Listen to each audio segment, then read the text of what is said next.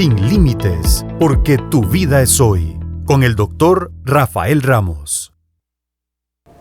Muy buenos días, qué dicha poder tenerte y llegar hasta tu casa y poder conectar con vos a través de nuestras diferentes plataformas. Recuerda que estamos a través del 93.1 FM, también estamos a través de la señal de San José TV y estamos a través de nuestras señales en Facebook y nuestro canal de YouTube. Así que tu mensaje es sumamente importante durante nuestro programa porque nos nutre, le da sentido y contenido, porque acá lo importante sos vos. Hoy, ¿de qué vamos a estar hablando? Se acerca el final del año y vamos a tocar un tema que tiene que ver con niñez, con adolescencia y tiene que ver con estilos de aprendizaje. Ustedes dirán, Rafa, pero a estas alturas del año nos vamos a poner a hablar de estas cosas. Sí, ¿saben por qué? Porque vamos a hablar de cómo identificar el estilo y las formas de aprendizaje de tus hijos e hijas. Porque puede ser que en este momento vos estés pensando, vea, a este chiquito, a este muchacho, yo le voy a quitar. Lo único que le voy a dejar es el colchón, el agua y la comida, porque miren, lo reventaron como una piñata y entonces estamos tan frustrados, tan enojados, tan fastidiados. ¿Y qué pasa?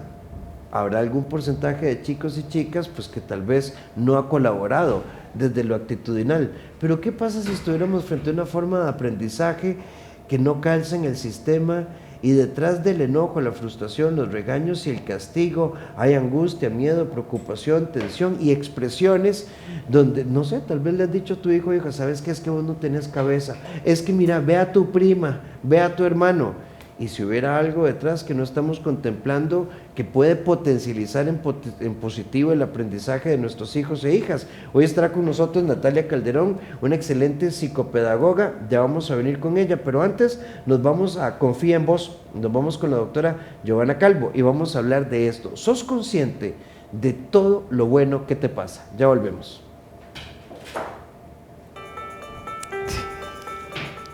Hola, mi nombre es Giovanna Calvo y en la cápsula de hoy vamos a hablar sobre cuántas veces dejamos de lado las cosas buenas que nos pasan. Y es que a veces en el estrés, en las carreras y en todas estas emociones a veces que no nos gustan, dejamos de lado también esas cosas positivas que nos pasan. Por ejemplo, tomar un descanso, sentir la brisa o simplemente comernos algo rico. A veces nos enfocamos tanto en esas cosas negativas que no vemos que también pasan cosas positivas. Aprendamos a enfocarnos también en esas cosas y situaciones que nos generan motivación.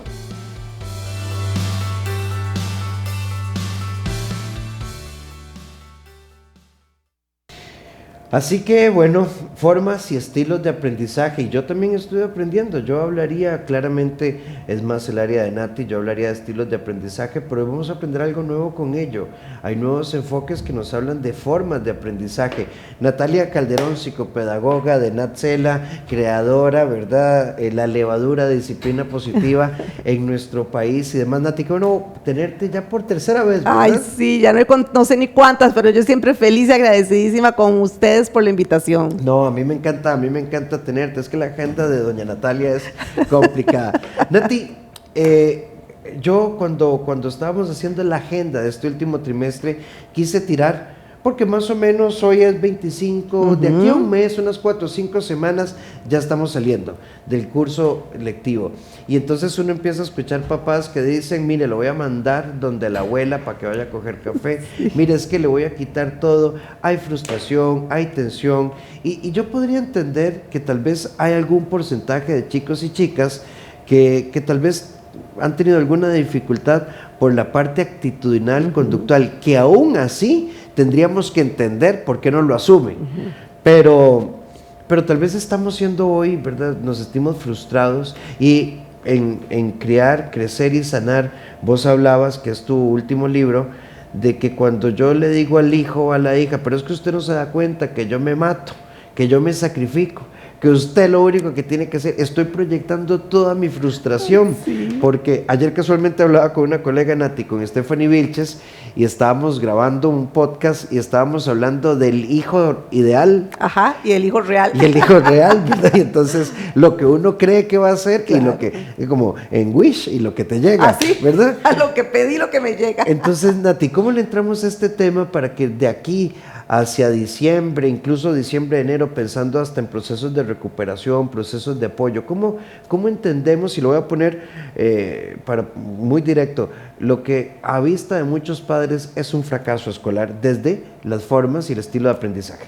Claro, sí, es muy importante, antes de aterrizar en el tema, entender que no podemos pretender tener el hijo ideal si yo no soy el papá ideal, y creo que el ideal es, como la palabra lo dice, es una idealización, no es algo aterrizado a nuestra realidad. Y segundo, que es cierto que en estos momentos hay mucha tensión, que lo digamos nosotros los psicopedagogos, que tenemos muchos chicos en este momento ya finalizando, y los papás dicen, ¿por qué no aprende? ¿Por qué le cuesta? Si estudiamos tanto, si se lo sabía de memoria, y es ahí donde uno empieza a preguntarle, ¿cómo estudiaron? Bueno, no sé, con cuestionarios, o yo le leo y él repite, ¿será esa la forma? ¿Qué hacer? Y es entender cómo aprendemos las personas, y en este caso los niños y los adolescentes y todas las personas. Hay una teoría que propone que tenemos estilos de aprendizaje, que es lo que conocemos muy generalmente como la forma de procesar la información. Como el enfoque más viejo. Sí, digamos así, y yo siempre digo que es una forma de procesar la información que tenemos todos diferentes, y que es a través de los sentidos, y es cuando hablamos de un estilo de aprendizaje auditivo, todo por el canal auditivo, el estilo de aprendizaje visual, que mi mayor información se genera en procesamiento por la vía visual, y un proceso de aprendizaje, un estilo de aprendizaje kinestésico, táctil o motor, que tiene que ver con el movimiento, con hacer, con recortar, con esto. Entonces vamos a hablar brevemente de los tres para luego ver las nuevas propuestas. A veces los niños, bueno, todos aprendemos a través de los sonidos y sentidos, viendo, oyendo, sintiendo. Pero, ¿cómo identificar, verdad? ¿Cómo es mi hijo? Bueno, yo tengo que ver o analizar, si es que no lo llevo a una evaluación psicopedagógica para identificar su estilo de aprendizaje, ver cómo recuerda más, si cuando oye canciones, si cuando lee cosas o cuando ve personas o se mueve. Y a veces uno se topa en el supermercado a alguien que vio hace 2 o 3 años y el hijo se sabe el nombre, o sea, muy auditivo. O al contrario, reconoce la cara, mami, a ella la hemos visto en algún lugar, muy visual. O por el contrario, necesita dibujar, recortar, pegar, brincar, muy kinestésico o de procesamiento motor. Entonces es importante entender esas formas. Pero también hoy por hoy la neurociencia nos viene hablando de cómo el cerebro genera esa información. Y nos habla de que no son tanto los estilos o las formas de aprendizaje, sino donde haya mucha emoción. Y entonces, ¿cómo desciframos eso? ¿Cómo sería emoción? ¿Cómo? Bueno, entonces es cuando uno entra a un aula y todo le parece o le genera mucha motivación interna. O sea, no es que si usted no copia, le pongo una boleta, le bajo puntos, porque eso es más de manipulación y de un enfoque más ya superado o punitivo, que un enfoque donde el niño o la niña se sienta totalmente conectado. Entonces, ¿cómo podemos hacer eso? Bueno, yo siempre les recomiendo a mis alumnas en la universidad que es importante que el estudiante primero se mueva, porque entonces ahí estamos involucrando todo el procesamiento kinestésico, la autorregulación, en la parte toda sensorial. Entonces es moverse, ya sea que tengamos diferentes mesas o sillas donde ellos trabajen diferentes áreas de interés, que brinque, que se pueda mover, y después que sea un proceso que me apasione, o sea, algo que me llame tanto la atención que yo pueda recortar, pintar, reproducir, exponer, leer. Entonces estoy integrando todos los procesos cognitivos y a la vez estoy logrando que este estudiante o que este niño se sienta atraído emocionalmente. Entonces, estas nuevas propuestas hablan de que aprendemos a través de todos los sentidos, pero sobre todo con el factor emoción. Si no hay emoción, se nos cae el aprendizaje, dice las neurociencias. Entonces vean qué interesante, estilos de aprendizaje, emoción, donde hay movimiento, juego, etcétera, a cualquier edad. Y algo importante también de entender es a través de la experiencia. Casi nadie aprende de lo que le decimos, sino que la gente aprende de lo que hacemos. Por ejemplo, uno le dicen, no pases por esa calle porque es peligrosa, no pases, pero bueno, yo voy a pasar porque aunque ya todo el mundo me ha dicho que no pase, porque es un atajo para llegar a mi casa y paso. Y ya me pasó algo, no sé, me caí o me asaltaron o lo que sea, y créanme que ese individuo no vuelve a pasar nunca más por esa calle, porque aprendió a través de su propia experiencia. Cuando el aprendizaje no es experiencial, no logramos que sea realmente verdadero. Y es cuando un chico nos repite todo en la casa de memoria, llega al examen y no contesta nada, o una cuarta parte, y uno dice, pero ¿qué pasó? Yo pasé una semana entera diciéndole los ríos de Costa Rica. Bueno, pero hay que trabajar integrando más la emoción. Y es ahí donde tenemos que confabular de todo. hecho, este enfoque de aprendizaje por emoción realmente, o sea, ¿cuál es la base de la motivación? La motivación que nos lleva a la convicción y al compromiso. Siempre será la motivación. Mira, ahora que estás hablando de esto, yo siempre me he considerado una persona visual auditiva. Yo soy de los que nunca falté a la universidad. Tenías que estar ahí. Y el sentado adelante. Qué interesante. Sentado adelante. Recientemente acabo de terminar mi especialización en neuropsicología y un par de subáreas por ahí, y fue 100% virtual. ¿Y cómo? Mira, fatal. Me costó un montón, Nati, porque eso que vos estás hablando, estar frente a la computadora, me levantaba 500 veces.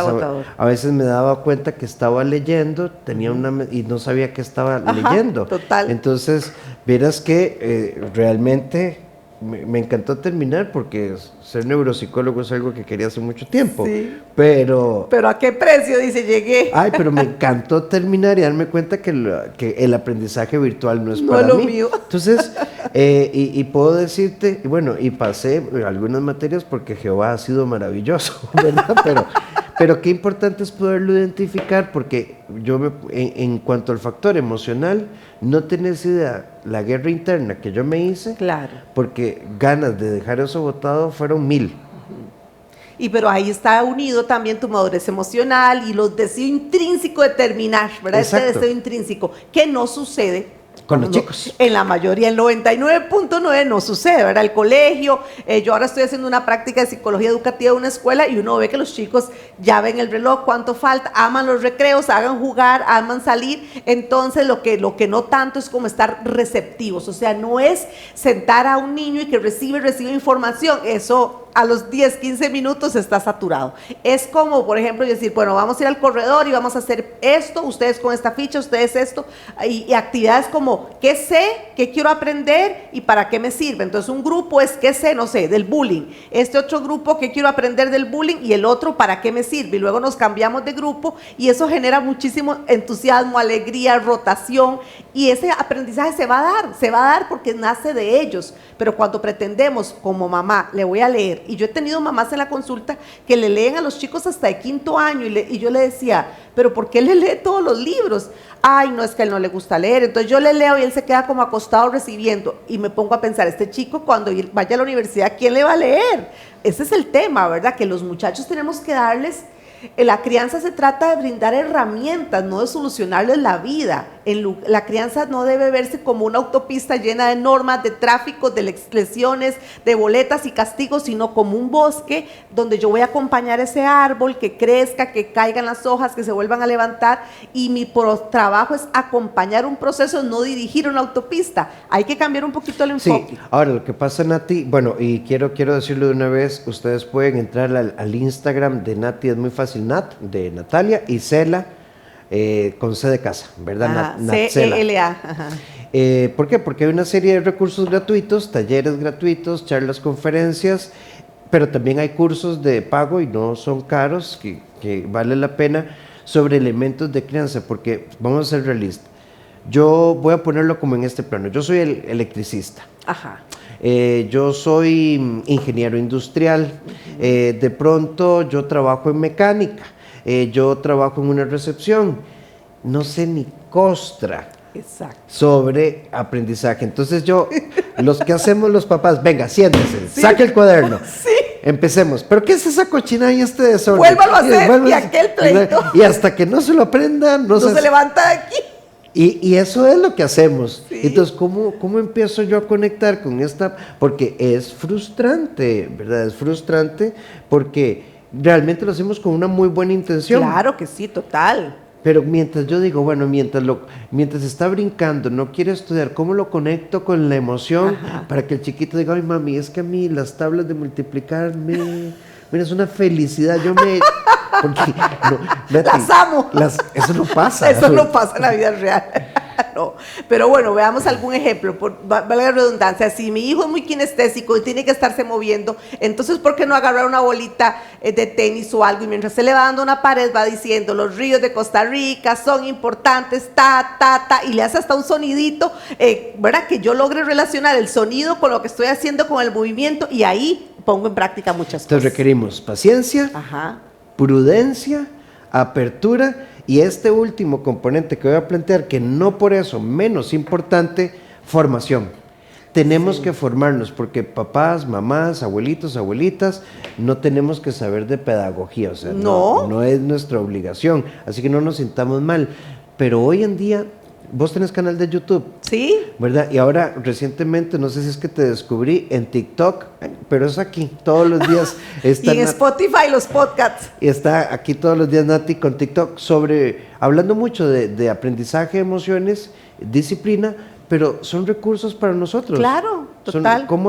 Yo creo que aprender cómo se aprende es el primer paso para ayudar a nuestros hijos en el aprendizaje. Sí, exactamente. Y observar al niño. Si ustedes me dicen, bueno, es que yo no lo puedo llevar a una psicopedagoga a hacer una evaluación de cómo aprende, obsérvelo. Y cuando usted todavía no sepa cómo aprende, integre todo. La vista, el oído, el tacto, el movimiento, el juego, la emoción. Y luego se va a ir dando cuenta cuáles son las áreas más fuertes. Y obsérvelo en la cotidianidad. Si le gusta mucho escuchar, ver, abrazar, tocar, posiblemente es más kinestésico, hablar, ¿verdad? Entonces, esa parte, porque por ejemplo, alguien que es muy visual, hay que hacer esquemas, mapas conceptuales, pegar aquel papel periódico en el cuarto, con dibujos que me lleven las flechitas. Entonces yo de estarlo viendo, casi literal, uno va al examen y uno cierra los ojos y ve aquellas flechas. Igual si uno es recuerda mucho por el canal auditivo, casi se recuerda leyéndolo o escuchándolo. Pero si yo no sé cómo es la forma de aprender de mi hijo, le doy por todo lado y como dice Rafa,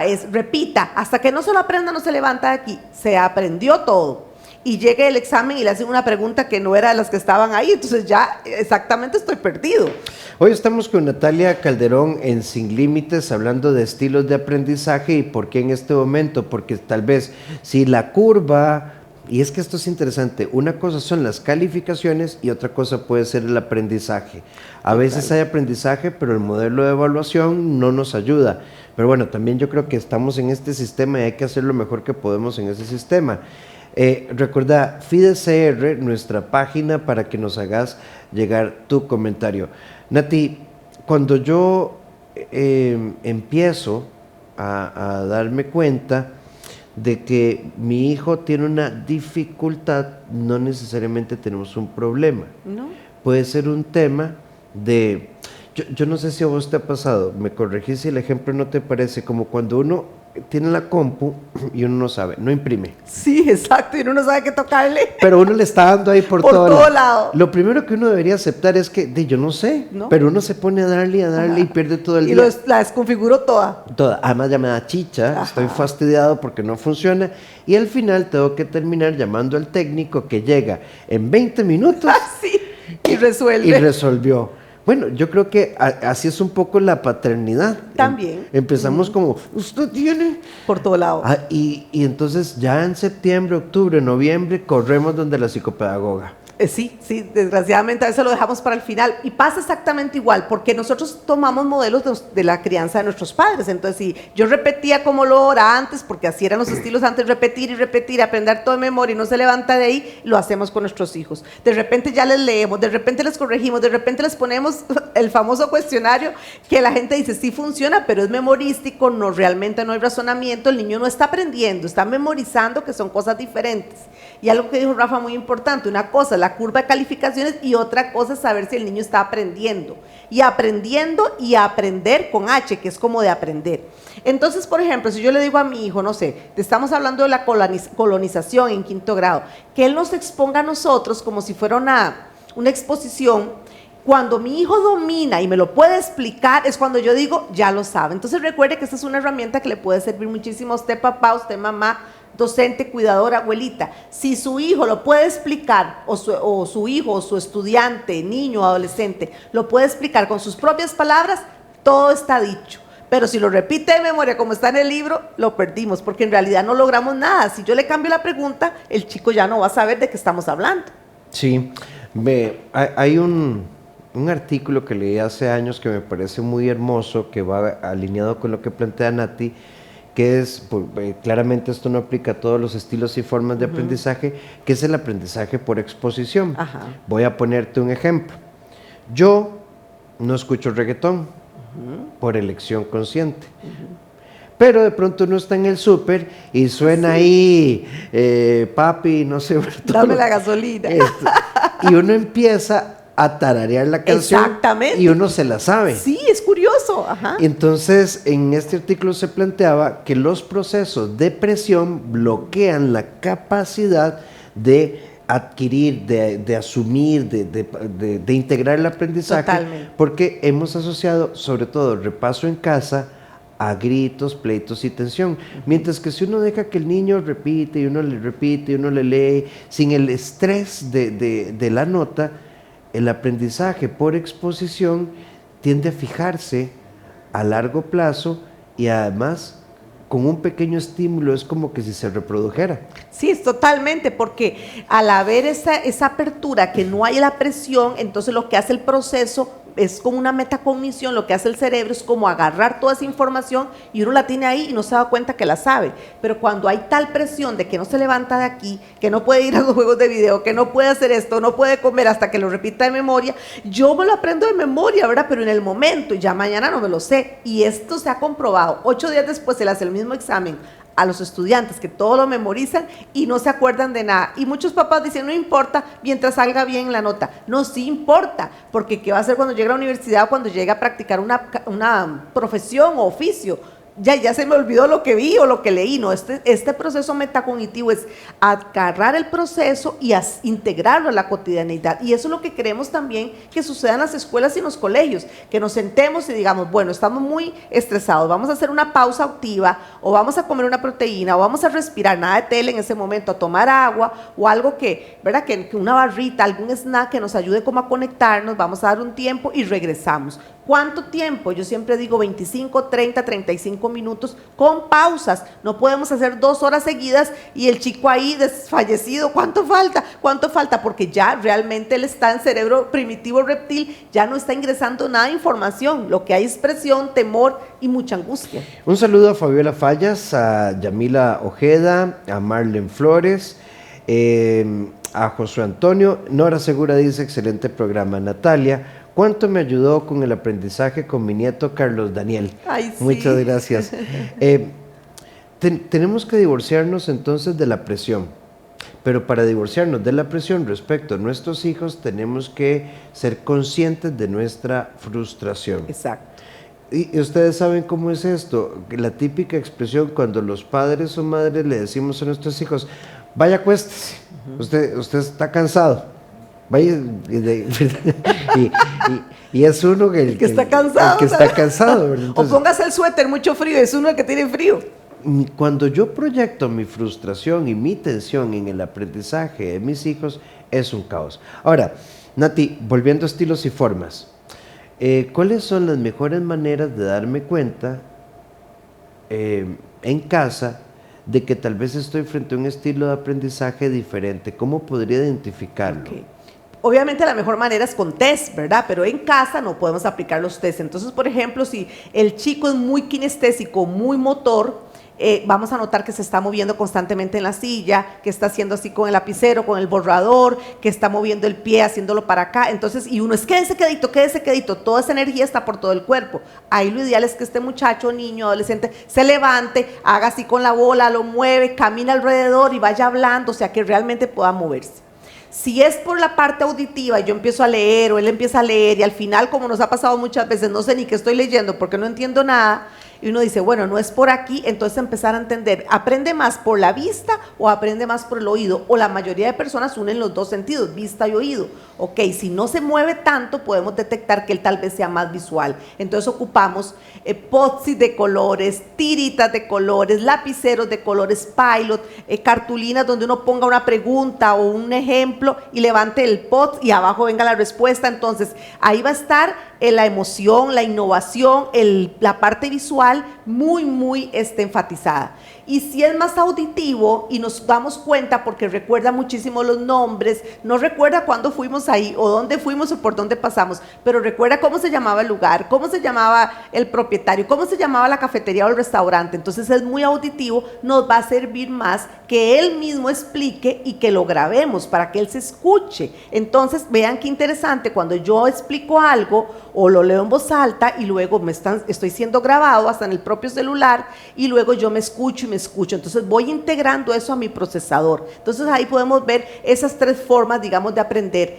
Yo siempre creo que en la parte de niños pequeños, ellos se integran mucho las tres. Es difícilmente que un niño de 8 o 9 años esté como muy sentado, porque ellos son muy motores, muy kinestésicos, y por eso hay que integrar un poquito más el juego. Entonces yo diría que eso es una forma que podemos en casa observar cómo aprende mi hijo o mi hija, y no pretender que aprende como nosotros, porque tengo papás que dicen, yo escribía todo muchas veces, y ahora yo lo pongo a escribir a él, pero es que el papá no es el hijo, y el papá escribió todo, y entonces lo aprendió porque era muy kinestésico, mucho movimiento, pero el niño no. Entonces por eso no podemos hacer lo que hicieron con nosotros o como nosotros aprendimos. Nos entra una consulta en Instagram y dice acá, qué interesante el tema, muchísimas gracias. ¿Qué pasa cuando yo como mujer me siento muy cansada? Sé que lo que ustedes recomiendan es real, pero no tengo tiempo. Me siento muy frustrada y explosiva siempre con mis hijos. En este caso, bueno, creo que todos tenemos las mismas 24 horas, pero mi recomendación es hacer pausas activas, por lo menos cada 2 horas, parar, y ahí no vas a durar nada, parar, tomas conciencia de cómo te estás sintiendo, haces una respiración o 2 respiraciones conscientes, te tomas un vaso de agua bien fría o un cubito de hielo que va a ir directamente a todo lo que es el nervio vago, que estimula la compasión, la paciencia, que este nervio está como por aquí, ¿verdad? Entonces ese nervio nos va a ayudar a la conexión. Eso es una herramienta que te puede ayudar. Pausas activas, ¿cómo me acuerdo? Ponemos el timer para que cada 2 horas o 3, yo lo hago cada hora, les voy a ser sincera, suena mi celular o mi aparatito que tengo, y no importa que yo esté redactando un documento, un artículo, un informe, yo me levanto, tomo agua, me muevo o me como un cubito de hielo o algo. Y otra herramienta que también funciona mucho se llama marcos de la puerta. Eso significa que usted va a elegir una parte de su casa, llámese el marco de la puerta de la cocina, de la sala, etcétera, y cada vez que usted pasa por ese lugar, usted va a hacer una pausa consciente, hace un escaneo de cómo me estoy sintiendo, 1 o 2 respiraciones conscientes y para. Entonces vea qué interesante, es cómo yo logro cada vez que paso a través de esa puerta que ya yo elegí, hacer una pausa, y eso le va a ayudar mucho con la paciencia, y por supuesto hay que descansar también y ojalá hacer ejercicio y comer sano. Sí, no sé cuál sea la realidad de esta amiga, pero creo que algo importante es que con alguna frecuencia las mamás, independientemente si son madres con pareja o no, yo resuelvo, yo veré, yo puedo sola, son mis hijos, me da vergüenza decirle a mamá, me da vergüenza decirle a mi papá o a mi hermana o a mi amiga. Entonces son estas mamás que tal vez trabajan todo el día, llegan a casa a ver tareas, a hacer cena, ¿verdad? Y tras de eso hacer la maqueta y el farol. Hay que pedir ayuda. La maternidad no es muy humana, no podemos ser superheroínas, hay que soltar. O sea, la maternidad debe ser compartida con las redes de apoyo, no lo podemos hacer todo. Y además es importante tener herramientas de autocuidado, ¿verdad? Dormir, comer, tener un ratito de esparcimiento, algo que le guste, pintarse las uñas, ver una película, algo en esos ratitos. Eso también es importante y no podemos pensar, soy mala mamá porque lo dejo una vez a la semana, 1 hora, 2 horas, con la abuelita, con mi hermana, con mi abuelita, con mi papá, o sea, con alguien de confianza, por supuesto, pero que me permita a mí llenar mi vaso emocional. Recordemos que si mi vaso emocional está vacío, yo voy a ser súper explosiva, voy a enojarme por todo, voy a estar cansada, que se lo aprenda, que no hablo más, le cuento hasta 3, viene la amenaza, la manipulación, y necesitamos llenar el vaso emocional de mamá y el vaso emocional de los niños también, porque todos estamos cansados, se está acercando el curso lectivo al final y ya hasta los docentes están absolutamente agotados. Entonces, en un mundo de gente cansada, no queda más que hacer una pausa, respirar y tomar conciencia de lo que está pasando. Ana Lorena nos dice, muy buen programa, a veces los papás hacen todo su esfuerzo, pero ¿cómo se hace para que entiendan que hay hijos que no les gusta estudiar, pero son trabajadores. Entonces, yo les digo, gracias a Dios son trabajadores irresponsables. Presumo que Ana Lorena nos ubica tal vez en los chicos que terminaron la secundaria. Ajá, y que no fueron a la universidad posiblemente. Y este tipo de cosas. Bueno, al margen del tema político, la educación dual o el INA, por ejemplo, o algunos institutos privados que tienen hoy, ¿cómo se les llama? Parauniversitarios, o técnicos, tienen este espíritu. Yo creo que si un chico tiene habilidades, por ejemplo, para la electricidad y no quiere hacer ingeniería eléctrica, bueno, pero sí tiene que estudiar algo de electricidad, porque no es un tema que me gusta. Es que hay que saber de cargas, de potencias, de cableados, de, bueno, todo lo que implica. Yo no soy electricista. Pero algo sabe. Sí, a mí me parece, bueno, yo ya hablando aquí como mamá y abuela, creo que lo que haga feliz a mis hijos, puede ser una carrera universitaria, pero puede ser algo técnico o algo que me guste mucho, no sé, o sea, si mi hija dice es que yo quiero tener un bazar porque me encanta, pues adelante. Lo importante es que pueda ser autosuficiente económicamente, que eso es importante, que se sienta feliz y realizada, y una palabra que uso mucho es exitosa, y la gente me dice, ¿pero qué es ser exitoso? Bueno, para mí es dormir tranquilo, hacer lo que me gusta, hacer lo que amo. Hay una mamá que nos hace una pregunta, ¿por qué después del examen es como que si no hubieran estudiado y todo se les olvida? Ajá. Bueno, porque posiblemente aprendió de memoria, ¿verdad? Aprendió con mucha presión, no lo amé, no lo interioricé, no lo integré. Una cosa es lo cognitivo, que se queda en la corteza prefrontal, y otra cosa es lo que yo hago, lo que yo amo, que es más como el cerebro emocional. Entonces, se me fue todo porque la forma de aprender posiblemente no iba ligada o relacionada con el estilo de aprendizaje o procesamiento de la información del niño. Y entonces sucede eso. Al día siguiente se les olvidó todo. Que nos dice de otra forma, no está integrado en la vida cotidiana. Entonces no todo tiene que ser lo cognitivo, es lo que yo logro integrar. Eso se lo digo yo a los papás en las terapias. Usted puede saberse todo, tener un manual apuntado en la refri, y eso es muy cognitivo, pero cuando llega el momento de la acción no lo sé hacer. Es que esa parte cognitiva tengo que integrarla a mi cotidianeidad, y esa es la diferencia entre saber y hacer. Sí, por aquí, vamos a ver, ¿qué pasa cuando a nuestro hijo solo le interesan las ciencias y todo lo demás es muy difícil? En español trae notas súper bajas y siempre se exime en matemáticas, en ciencias en general, y no hay forma de que él se conecte con las otras materias. Bueno, si hay una forma y se llama eje común. Esa forma es que, por ejemplo, a él le gusta mucho la ciencia, no sé, el universo, no sé, algo, la parte de microbiología. Entonces, en español, los textos tienen que hablar de eso. Entonces, él se va a sentir muy identificado. Digamos, matemática le encanta, pero, por ejemplo, en español, si realmente los textos o los libros que él tiene que leer tienen relación con ciencia, yo puedo evaluar perfectamente el español desde esa parte. Estamos en Sin Límites hablando de formas y estilos de aprendizaje y recomendaciones que tenemos que tomar a final de año para no frustrarnos o no caer en el error de que, bueno, lo que una vez dije, creo que acá en el programa, con cuántos fajazos nos aprendemos las tablas de multiplicar. Esa no es la forma. Pero antes vamos a hacer un corte, nos vamos a Sin Nudos Mentales, ya volvemos a nuestro bloque de cierre, vamos a irnos con Mónica Segura y... con esto, enfrentar el tema es revivir el dolor, mito o realidad. Ya volvemos.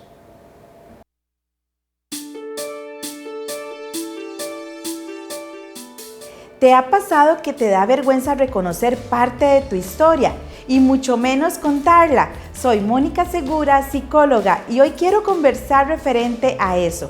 A veces parte de nuestro pasado se vuelve fantasmas y nos asusta, pero dejemos esa parte de humillación, de vergüenza, y transformémoslo en un presente más digno, donde no repitamos errores, donde no repitamos totalmente riesgos innecesarios. Recuerda, esos errores y ese fracaso también nos permite hacer mejores comienzos, así que transforma tu presente y haz cosas que te lleven a ser una persona más sólida, más digna y de mucha realización.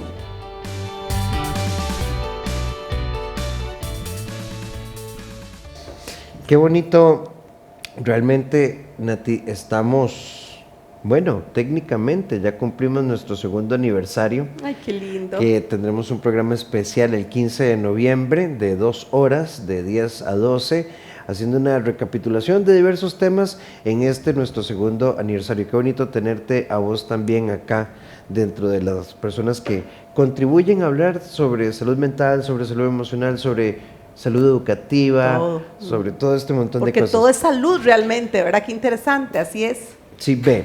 Hay una abuelita que nos dice, mi hija le grita mucho a mi hijo, a mi nieto, porque es hiperactivo y anda por todo lado. Y qué difícil, porque ella era igual o peor, y yo le digo, usted salió adelante, no se estrese tanto, no maltrate al chiquito, pero nos terminamos agarrando todos. Claro, y es que gritar, ¿verdad? Como todos sabemos, produce rebeldía, distanciamiento, muchas rupturas a nivel emocional, se afecta el vínculo, la seguridad y la autoestima de este niño, adolescente luego y luego adulto, y afecta la seguridad también de la toma de decisiones. ¿Gritarle a un niño con déficit atencional le va a resolver en algo? No, por supuesto, yo sé que todos sabemos, pero la mamá está cargada, está cansada, no juzgamos, pero le recomiendo a esta mamá hacer pequeñas pausas activas. Con el niño hay que tener la diferencia, si es un desborde sensorial o es un desborde atencional o es un desborde emocional, porque la gente todo lo ve igual. Y Nati, explique, porque eso me parece importantísimo, expliquemos de estos 3 tipos de desborde. Claro, el desborde emocional es que yo estoy con totalmente un ataque de ira, me tiré al piso, no quiero esto, no quiero, no sé, ir a dormir, a lavarme los dientes, a apagar el tele. Un desborde atencional es aquel niño que le estamos explicando algo y él está viendo para todo lado, viendo para todo lado, viendo para todo lado y no se logra quedar quedito.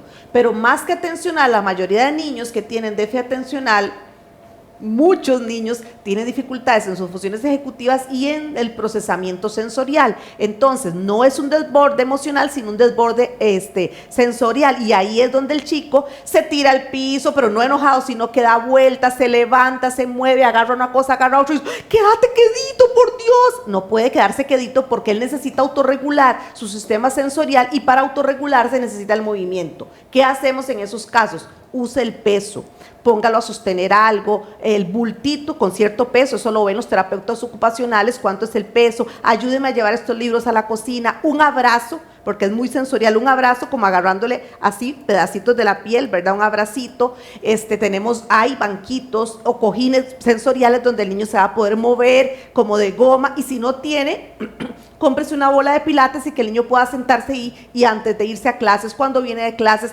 haga movimientos. Esos movimientos le van a ayudar mucho a la regulación sensorial. O agarre una sábana, usted y otro adulto lo meten como cuando uno jugaba y los enrollaba así de un lado a otro y el niño envuelto en la sábana. Eso es como un abrazo sensorial.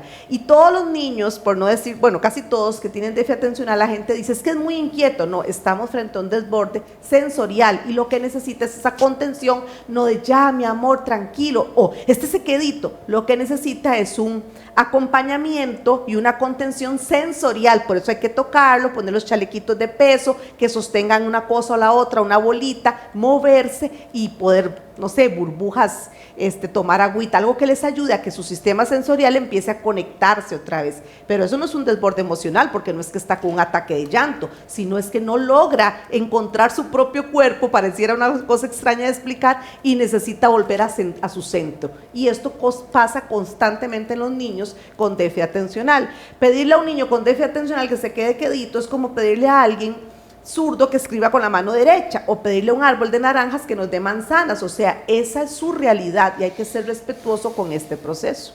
Sí, hay una película preciosa, creo que es de los inicios de los 2000, cuando el famoso caso de Temple Garden, que es... Ay, sí, ella entraba entre los cosas de los caballos para que la apretaran. Sí, incluso ella se diseña una máquina. Pero eso es sensorial totalmente, sí. Y ella está en el espectro autista. Ajá. Y cuando tiene estos desbordes, ella se metía, era como una máquina. Es la abrazadora, algo así, abrazadora. Sí. Eso es lo que necesitan ellos. Y es real, o sea, el poder de un abrazo. Nati, nos quedan minutos, pero hay varias consultas acá. Si un niño tiene dificultades de memoria a corto y mediano plazo, ¿cómo podemos estimular para que aprenda cosas que van a requerir memoria? Por ejemplo, cuando hay que saberse el nombre de las montañas, de los ríos o de las tablas. Yo incluso, ¿verdad? Yo estoy muy lejos de la psicología educativa en esta etapa de mi vida. Hace algunos años no era así. A mí me parece que esto sería motivo de adecuación, porque el tema no es darle los puntos, es como, ok, si él no puede reproducir la lista, yo creo que hay otras formas de evaluar. Otra forma de evaluarlo, desde una adecuación no significativa, no sé, yo puedo poner la primera letra y él puede recordar, o puedo hacer el dibujo y él relaciona el dibujo con la palabra, o si tengo que aprender 10 ríos, él puede aprender 5, y también sí yo les recomiendo mucho que hagan evaluaciones neuropsicopedagógicas donde determinemos, hay un problema de memoria a corto plazo, a largo plazo, memoria ejecutiva, o cuál tipo de memoria, o memoria de trabajo, que es donde me dicen lo que tengo que hacer y al ratito ya que era.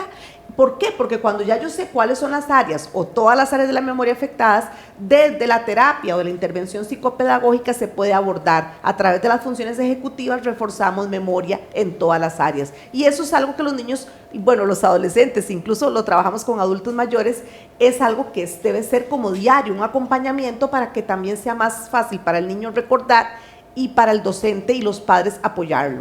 Sí, y yo creo que este es un tema de voluntades. Esto es un tema del aula y es un tema de la casa.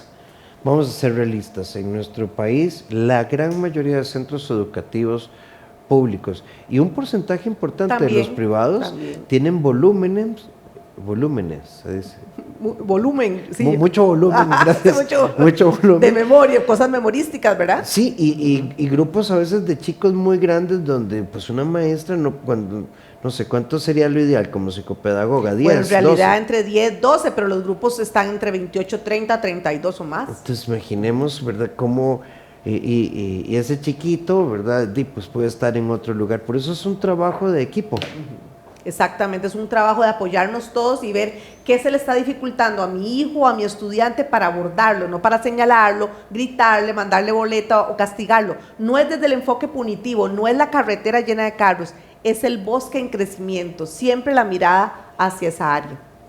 Nati, si quisieras darnos algunas recomendaciones finales sobre, ok, estoy escuchando el programa y siempre he creído que mi hijo es difícil, es distraído, no le interesa, es apático, es malagradecido, pero después de esto tenemos un estilo de aprendizaje diferente. ¿Cuáles serían los primeros pasos?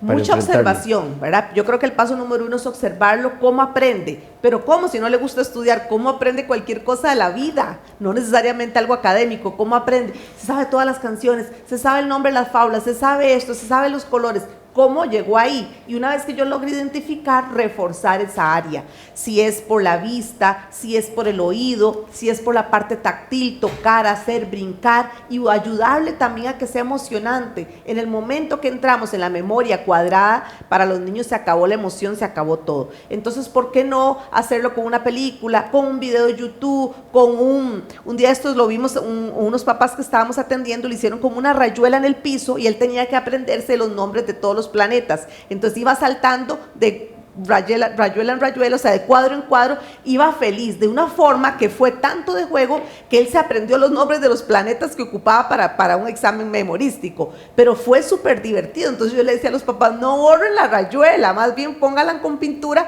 y en vez de nombres de planetas van cambiando. ¿Por qué? Porque este niño necesita mucho moverse. Igual a las maestras yo les recomiendo que tengan estos procesos en las aulas, donde haya acompañamiento para los desbordes sensoriales, donde esté la bola, donde esté en el piso algunas. Bueno, es que cuando yo estaba en la escuela habían como dibujados unas rayuelas y uno brincaba siempre, ¿sí? Y en las canchas. Entonces esto se puede hacer con masking tape en cualquier lado y de verdad que los niños lo van a disfrutar, van a aprender, se van a morir de risa y van a lograr ustedes cambios muy, muy positivos. Estamos a finales de curso lectivo, pero siempre, o sea, nunca es tarde para hacer un pequeño cambio. Si ustedes quieren ubicar a la psicopedagoga Natalia Calderón, pueden ubicarla por varios medios. En el teléfono 2263-4071, 2263-4071. En el WhatsApp 8379-0666, 8379-0666. O en Instagram como Natcela, N-A-T-Cela, Natcela. Y en Facebook como Psicopedagoga Natalia Calderón. Psicopedagoga Natalia Calderón. Nati, agradecidísimo de tenerte y gracias por enriquecer el programa. Muchas gracias a ustedes y a vos, Rafita, por siempre tenerme pendiente. Yo encantadísima de compartir cualquier espacio con vos. Y muchas gracias a ustedes. Y a todos ustedes, muchísimas gracias por acompañarnos. Recuerden que tenemos una cita todos los martes a las 11 en punto. Y bueno, recordad que si ocupas apoyo en la parte de tus procesos personales, de tus procesos de pareja, pueden marcar el 2290-1383 o el WhatsApp 8881-1304. Los invito a abrazatuvida.com, la escuela de formación emocional, y que busques mis libros en Librería Internacional: El Ascenso, Simplifícate, Al Diablo con el Amor y la coautoría No Me Jodas. Y por último, mis redes, todas, como Dr. Rafael Ramos. Un fuerte abrazo y nos vamos con Paulette Villafranca, que hoy nos invita en la sección Vuela Alto. Mi ex tiene otra persona. Presente, vivamos en presente. Hasta la próxima semana.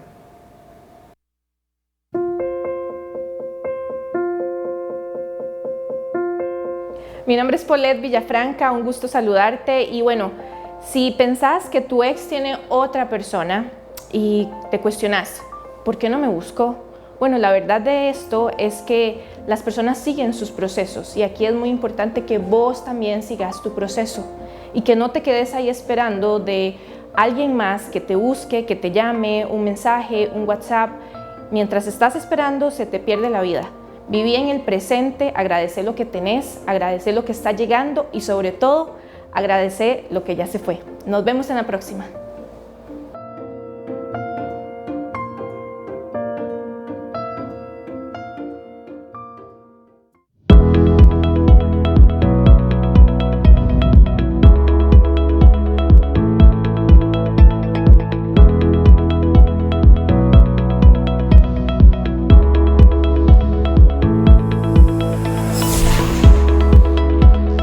Sin límites, porque tu vida es hoy, con el doctor Rafael Ramos.